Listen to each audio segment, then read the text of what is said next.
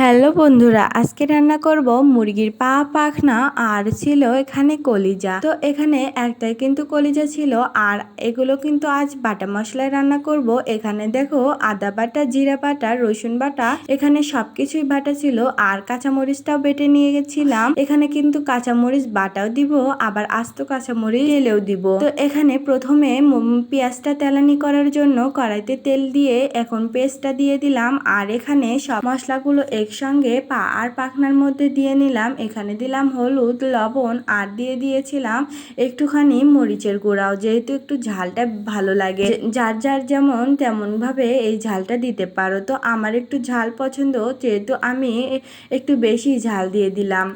তো পেস্টটা যখন একটু তেলানি হয়ে আসবে তখন এগুলো দিয়ে দেওয়া হবে। মাংসে যেটুকু মশলা ব্যবহার করা হয় এটাতেও কিন্তু এমনই মশলা ব্যবহার করতে হয় যাতে এটা অনেকটা স্বাদ লাগে। এটা কিন্তু গরুর বটের মতো স্বাদটা পাওয়া যায়।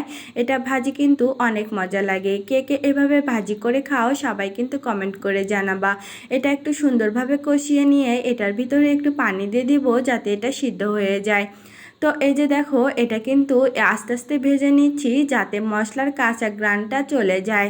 এটা কিন্তু সুন্দরভাবে আস্তে জালে ভাজতে হবে যাতে এটা লেগে না যায়। তো মুরগির পা পাখনা কে কে পছন্দ করো সবাই কিন্তু কমেন্ট করে জানাবা। আমার মনে হয় অনেকেই এই মুরগির পা পাখনাগুলো অনেক পছন্দ করে, আমারও অনেক খেতে ভালো লাগে।